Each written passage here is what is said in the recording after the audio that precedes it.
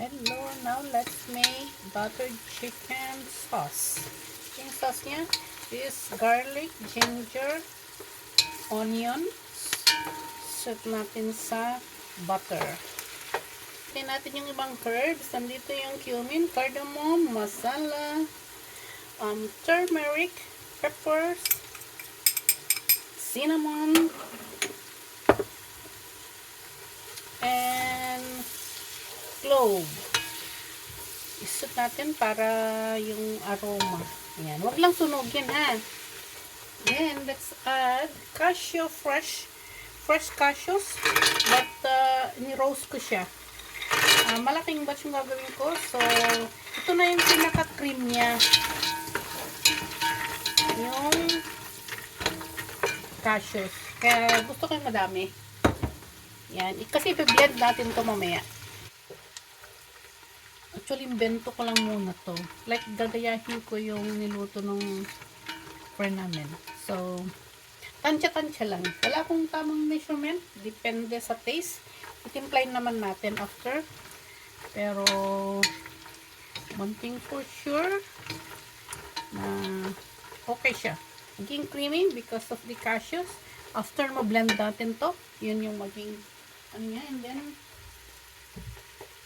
we put the tomatoes. Fresh tomato ginamit ko. Ang iba gumagamit ng canned tomatoes. Pero ako, gagamit ako ng fresh.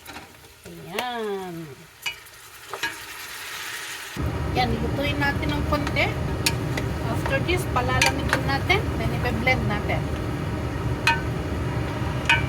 And, atin nang palalamigin to. Pag lumamig, ibe-blend na natin.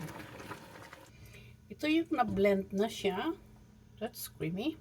Pero, ano pa natin, ipakulo pa natin, timplan natin ng right na timpla na gusto natin.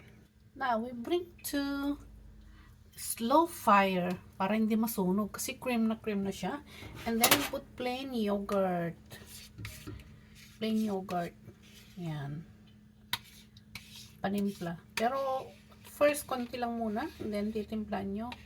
Depende gaano yung asim na gusto niya. Then, konting lemon juice.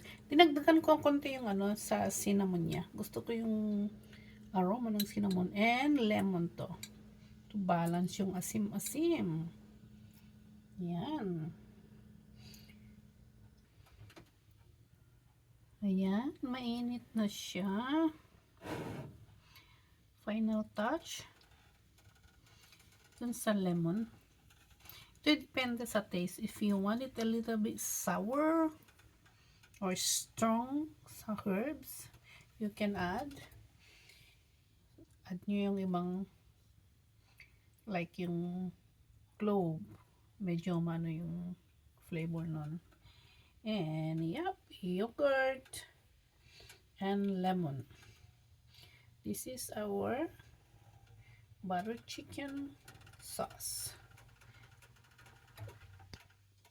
Yan, just give it a try. I have a naan here, naan bread. Lagyan natin ng